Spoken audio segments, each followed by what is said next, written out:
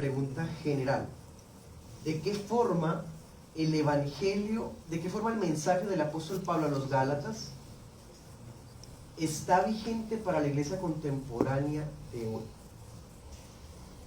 Para resolver esa pregunta vamos a tratar un objetivo general, y es el siguiente: mostrar cómo el Evangelio de la gracia expuesto por el apóstol Pablo a los Gálatas es necesario y vigente para la iglesia hispana contemporánea. Vamos a mostrar cómo ese Evangelio según Gálatas tiene total aplicación para nuestros días y necesidad para nuestras iglesias y cada creyente particular.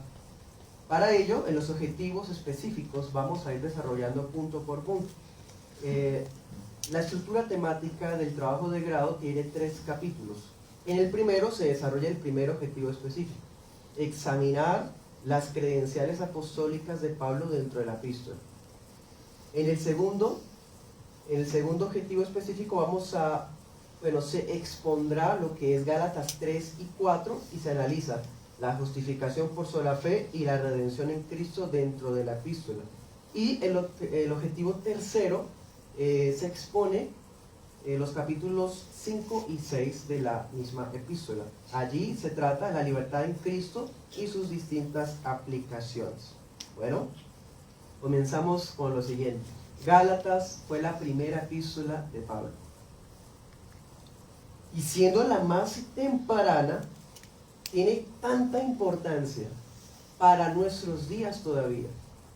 En nuestros días tenemos el peso de algunas tendencias, como lo son el legalismo, como lo son los movimientos judíos mesiánicos que están surgiendo y pululando en nuestra región.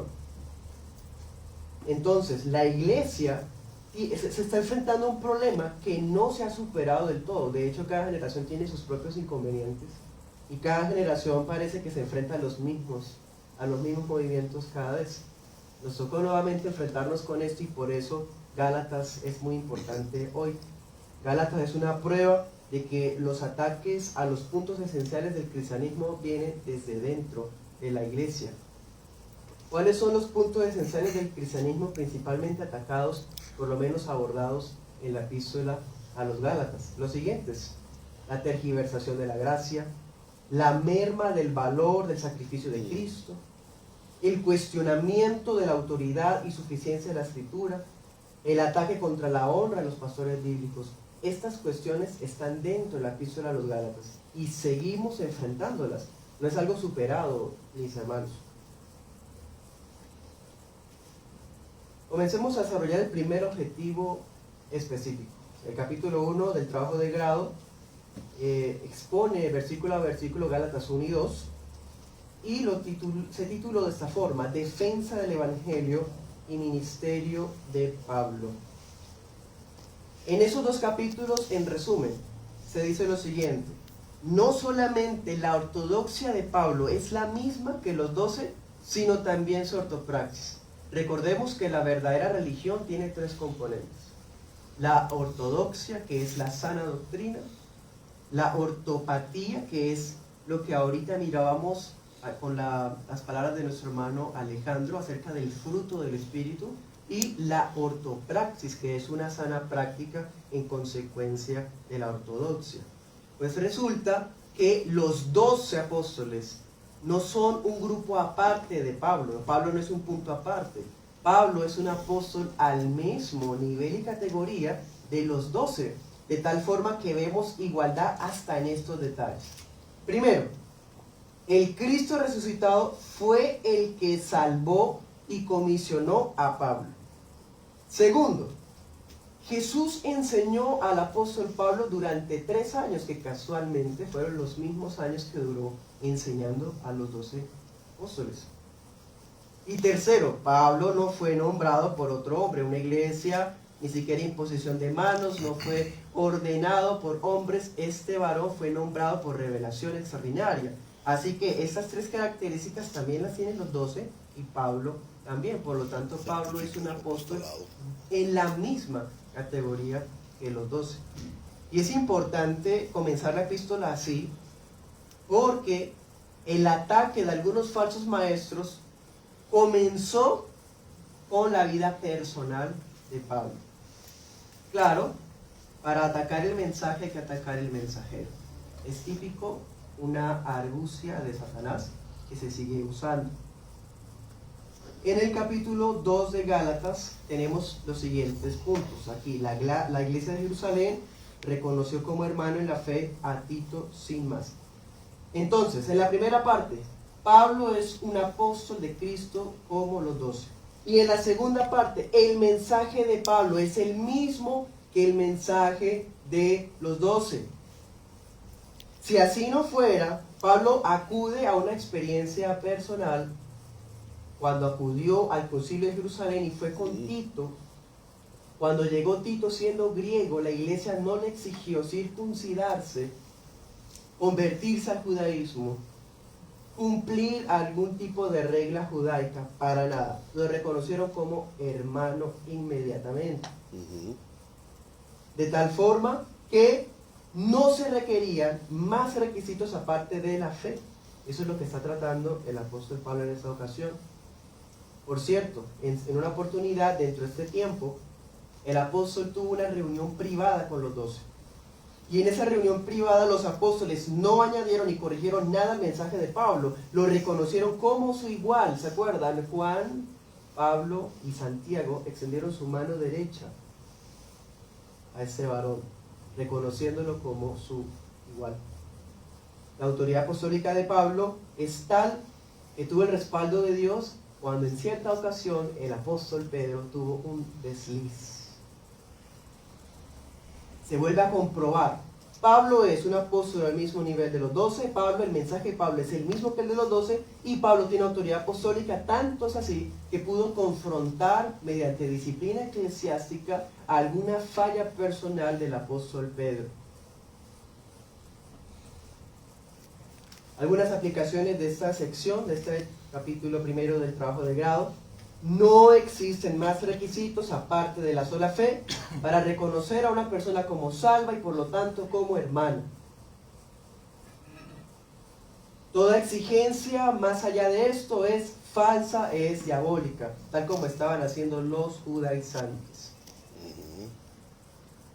Por cierto, en nuestras iglesias locales van a haber grupos de personas que van a dar presión a la iglesia para que se hagan las cosas a su manera y van a imponer requisitos humanos, reglas humanas, legalismo.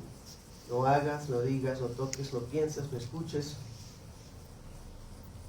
Pablo, Tito, Bernabé y el grupo de estos varones que estaban conservando el Evangelio de la Gracia no se doblegaron ante la presión, oposición y reclamos de esos individuos. Y por cierto, la disciplina es el antídoto antes de que se leude toda la masa. ¿Se acuerdan? El apóstol Pablo dice, esto era de condenar, cuando confronta al apóstol Pedro. Claro, porque lo siguieron los demás judíos, porque uno afecta a los demás.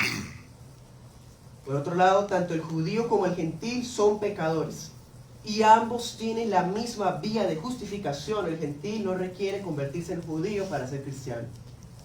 Y el judío no requiere seguir sus lineamientos de antaño para seguir siendo cristiano. Es la fe salvadora y no actos de obediencia provenientes de nosotros mismos lo que nos salva. En resumen, añadir cualquier cosa es atacar la obra de Cristo, pero gracias sean dadas al Padre porque viendo Él nuestra incapacidad, satisfizo la mejor alternativa a través de su Hijo Jesús. Y por otro lado, sea un apóstol, sea un ángel, nadie tiene derecho a modificar, sumar o restar nada de nuestro sacrosanto mensaje del Evangelio. Y si alguno osa hacerlo, quedará sujeto a la maldición del anatema apostólico. El segundo capítulo de la tesis expone los capítulos 3 y 4 del mismo modo, versículo a versículo, y se titula así, justificados por la fe sin las obras. En resumen, o por lo menos estas son las ideas principales que se pudieron extraer. Los gálatas, como ahorita les decía, no requirieron convertirse en judíos para conocer a Cristo, y tampoco tuvieron que ser judíos para recibir al Espíritu Santo. De hecho, el apóstol los compara a ellos con el caso de Abraham. Abraham era gentil incircunciso, pagano, igual que los Gálatas. Y Dios lo llamó a través de una palabra directa a su vida, una promesa. También los Gálatas habían sufrido a causa del Evangelio. ¿Será que esas situaciones habían sido en vano? Se supone que si Pablo fue liberado de ese evangelio judaizante, ¿no? de ese judaísmo fundamentalista, los Gálatas no debían retroceder hacia ese mismo lugar al que el apóstol había sido liberado. Recordemos que estos judaizantes son un grupo de falsos maestros que exigían el cumplimiento de lineamientos judaicos, hebreos, Shabbat, dietas levíticas y demás cuestiones para alcanzar justificación. Pues Pablo ya no era esclavo de esos rudimentos, así lo llama el libro de Gálatas, a estas tendencias. En ese capítulo Pablo apela a la memoria de los Gálatas, algunas experiencias que ellos tuvieron, y expone Génesis 15 al 16 de una manera impresionante. Algunas aplicaciones de esta sección son las siguientes. El plan de Dios se ha extendido más allá de los confines de un límite territorial o étnico. La iglesia, el pueblo de Dios, estamos conformados por gente de toda tribu y nación, de todo tipo de cultura. No tenemos que sentir ese tipo de nostalgia por los santos del Antiguo Testamento, como deseando tener los sueños de José, deseando experimentar las visiones de Isaías, tener la autoridad de Elías. Los gentiles, como lo muestra Gálatas, somos muy propensos a admirar sobremanera a los santos judíos del Antiguo Testamento, de tal forma que a veces tenemos la tendencia de revivir algunas cosas. No debemos despreciar lo que hemos recibido por la cruz de Cristo. Podemos entender que somos un pueblo que tiene más beneficios y dones que ellos. Que ellos estaban viviendo en una expectativa y que nosotros vivimos en un cumplimiento. Que la cruz de Cristo es una realidad en nuestro corazón y que tenemos las arras del Espíritu de una forma que ellos no tuvieron. ¿Por qué entonces se va a extrañar algo que ahora nosotros estamos en mejor posición? Falta de comprensión del Evangelio de la Gracia. Los mismos milagros que el Padre mostraba en la iglesia de los Gálatas, en las iglesias de los Gálatas, que eran varias congregaciones, no era como Dios pagándoles por ser obedientes. Las oraciones que Dios responde a nuestras vidas, la buena providencia para nosotros, las bondades de Dios cada día, no son como respuesta a lo bueno que somos o a los méritos propios. Es por gracia. Son actos divinos de mera gracia. Y los milagros que los Gálatas estaban experimentando eran un respaldo del mensaje del Evangelio de la cruz. ¿Acaso recibieron el Espíritu? ¿Acaso tienen dones espirituales? ¿Acaso han experimentado tribulación? ¿Acaso han experimentado milagros por revivir los lineamientos del antiguo pacto? No, por oír con fe el Evangelio de la cruz. Algunas conclusiones de esta sección, de esta segunda sección. Preguntemos, ¿los miembros de las iglesias bíblicas han recibido el mensaje de la cruz de tal forma que nadie pueda moverlos de su forma de pensar? Las iglesias de los Gálatas eran iglesias bíblicas formadas por un apóstol de Cristo. Nuestras iglesias también están a la merced de estos falsos maestros. Están expuestas a ese tipo de movimientos que siguen pululando actualmente. Cuando eso llega a nuestras iglesias, ellos van a estar listos. El Evangelio es superior a la ley de Dios. Miren eso tan impresionante que trata Gálatas. La ley requirió mediadores. Dios entregó la ley a ángeles. Los ángeles a Moisés. Moisés al pueblo. Pero la promesa, podemos decir el protoevangelio, el de Génesis 3:15, el de Génesis 15, fue dado sin intermediarios. Dios mismo la dio a Abraham, Dios mismo se la dio a Adán y a Eva, por gracia. ¿Y ellos qué hicieron? ¿Cuál fue su reacción? Fe. Su respuesta fue fe. El Evangelio es superior también porque el Evangelio trae consigo la satisfacción de las demandas de la ley y nos hace hijos libres. En cambio, la ley incrementa nuestra condición pecaminosa y emite rudimentos que nos siguen esclavizando. Y no porque la ley sea mala, sino porque somos incapaces. Pero el Evangelio no solamente nos ofrece esa libertad de la esclavitud, sino que también nos ofrece la capacidad de andar en la obediencia, en la santificación que ahorita nuestro hermano nos expuso.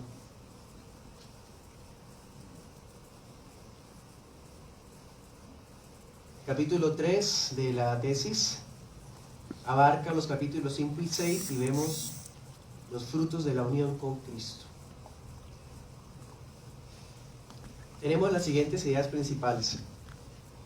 Los gentiles y los judíos éramos esclavos, pero fuimos redimidos a través del sacrificio de Cristo y la fe que da el Espíritu Santo. Y eso nos convirtió en hijos de Sara, hijos de la Jerusalén celestial, el Israel de Dios.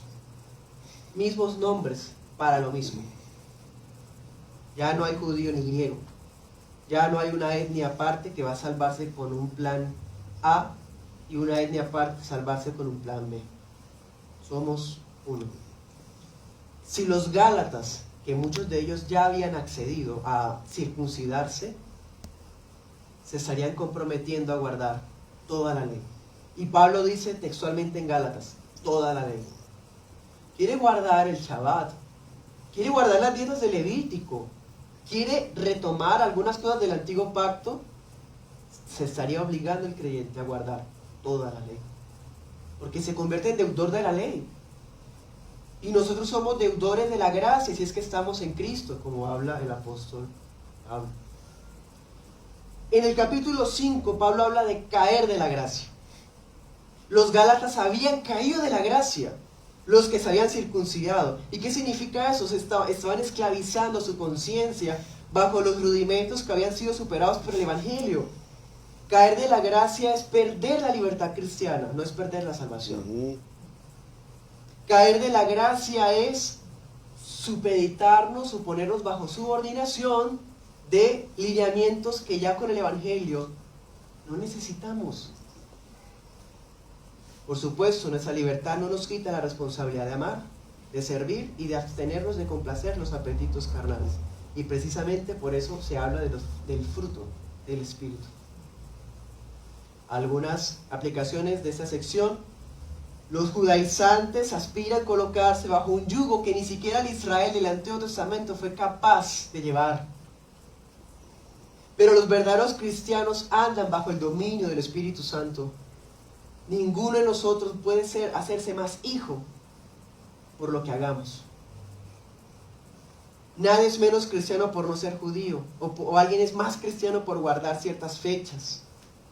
Más bien el verdadero hijo de Dios lo es por sola fe, y una fe que es viva por el amor. Esa es la verdadera circuncisión. En resumen, el cristiano reconoce que somos salvos a través de los méritos de otro, de la cruz de Cristo, esa cruz que anuló la sentencia de incapacidad y de oscuridad que había en nuestra contra. Y ahora que estamos en Cristo, el Espíritu ha llegado a nuestra vida por la fe, no por las obras, y resulta en nosotros en el fruto del Espíritu en sus distintos componentes, floreciendo, algo que no se logra por esfuerzos religiosos y morales, sino por gracia. Bueno, ahora en nuestras iglesias locales, ninguno podemos eximirnos o decir que no tenemos responsabilidad de llevar las cargas de los demás hermanos o los maestros de la iglesia local, porque la ortopraxis final será el amor con el cristiano, la respuesta recíproca para con los ancianos de la iglesia. En conclusión, miren esto como ya conclusiones finales. Si Pablo no es un apóstol al mismo nivel que los 12, entonces la iglesia no está vinculada a su mensaje. Miren, esa era la artimaña de Satanás. Aquel que cree que Pablo no es un apóstol como los 12, son aquellos que colocan a Juan, el Evangelio de Juan, por debajo de Corintios. Cuando en la escritura Romanos está al mismo nivel que Mateo. Lucas está al mismo nivel que Efesios. Ellos son el Evangelio.